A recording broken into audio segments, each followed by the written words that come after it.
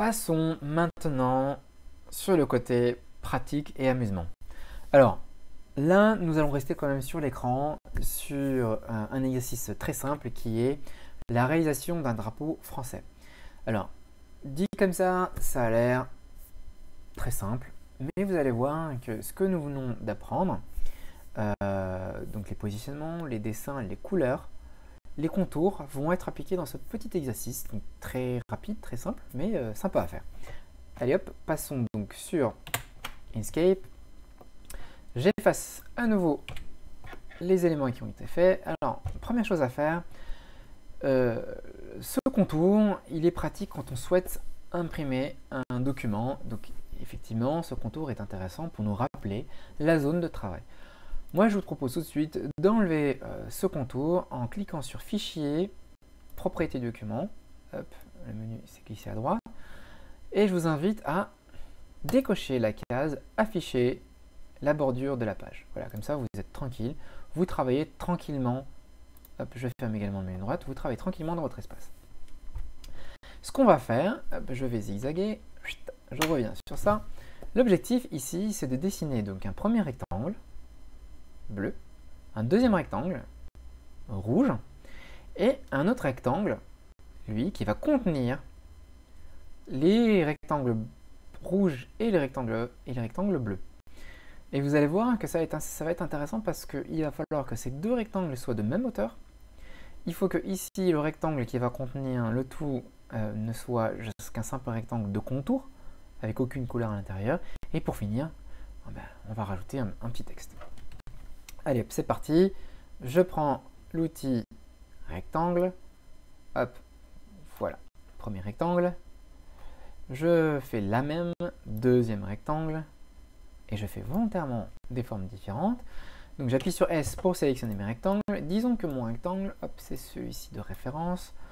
On va prendre une taille, longueur, hauteur, disons, allez, une longueur de 50 par 100, disons.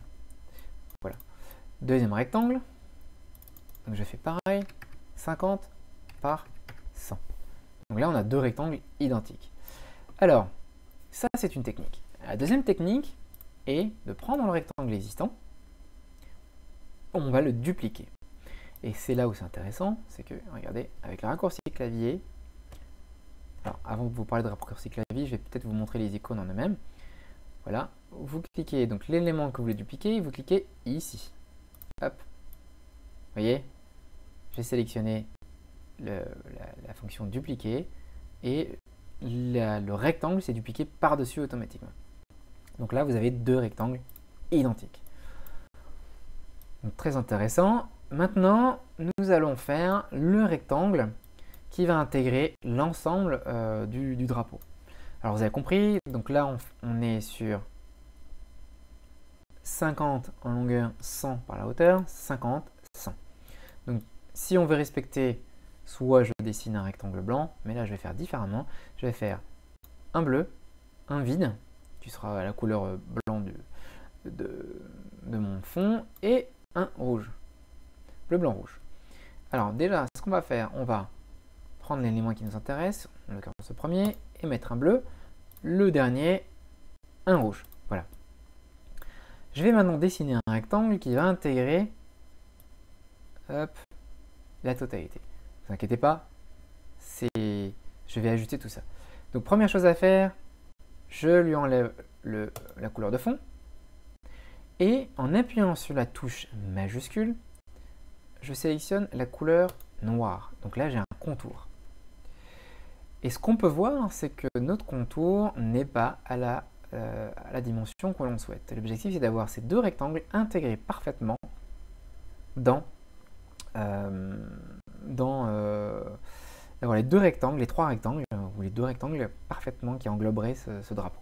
Alors comment faire? On connaît les dimensions. Si je reprends l'outil sélection, voilà, je sélectionne mon rectangle et je vais lui indiquer les bonnes dimensions pour intégrer tout ça. Donc là, hop, donc là on est sur 3 fois 50, 150, oups, pardon, je vais d'abord sélectionner le bon élément, 150, et la hauteur, on est sur du 100, rappelez-vous. Voilà. Alors pourquoi je trouve ça très intéressant? Très intéressant parce que maintenant il va falloir qu'on agence tout ça. Alors première chose à faire, je vous propose d'agencer ce rectangle sur le côté gauche de ce rectangle entouré.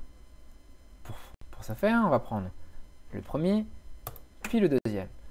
Rappelez-vous, hop, on clique sur l'outil donc alignement et je demande à être aligné sur le côté gauche.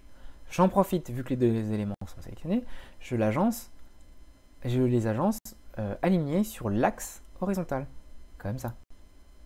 Je vais faire de même avec ce rectangle et le contour droite. Et voyez-vous, qu'est-ce qui s'est passé? Très intéressant. Donc ce qui s'est passé, c'est que c'est mon rectangle rouge qui n'a pas bougé, mais c'est mon rectangle de contour qui s'est déplacé. À votre avis, comment faire? Eh bien, il suffit de définir l'élément qui ne doit pas bouger. Revenons en arrière, soit avec cette icône, soit en faisant CTRL-Z.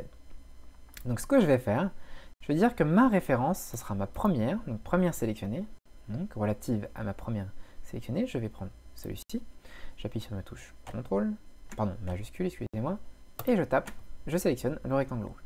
Et là, mon rectangle de contour ne bouge pas. Puis je l'aligne sur le côté droit. Voilà. Donc là, c'est très intéressant.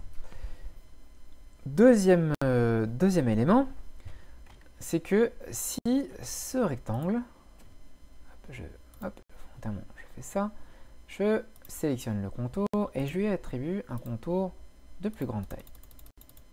Voilà. Mais je voudrais que mon contour rouge, vous voyez qui est là, il soit dessus et non pas en dessous. Certes, le résultat ne sera pas sympathique, mais l'objectif est de vous montrer comment tout cela fonctionne.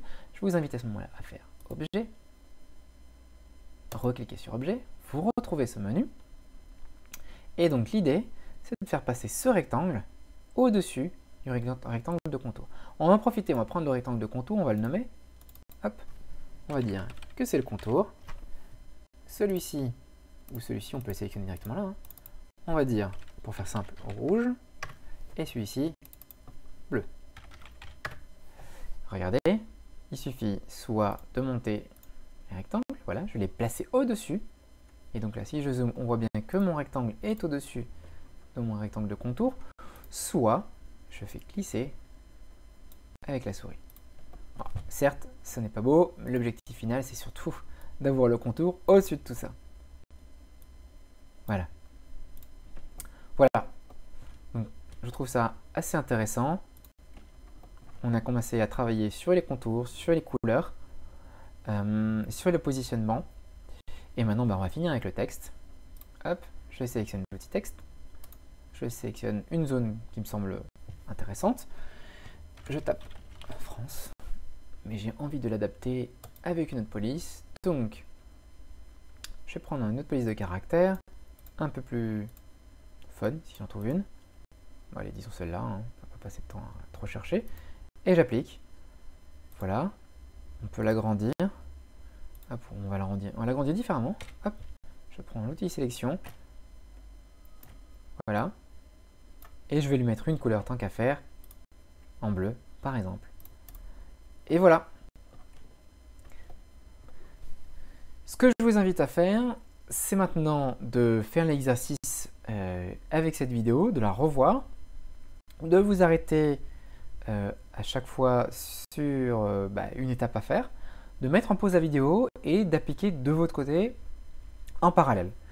Alors, petit raccourci pratique, pour ceux qui utilisent YouTube, c'est la barre espace. Appuyez sur la barre espace quand vous regardez la vidéo, la barre espace de votre clavier va arrêter automatiquement la vidéo et va vous permettre donc de basculer sur Inkscape, de faire l'exercice et de revenir par la suite sur la vidéo. À vous de jouer maintenant. Je vous invite bien évidemment à télécharger le kit qui intègre donc les raccourcis clavier. Vous aurez également l'ensemble de mon support de présentation de formation qui sera téléchargeable en PDF, qui vous servira par la suite pour vous remémorer certaines séquences. Ça vous évitera de rebalayer l'ensemble des vidéos.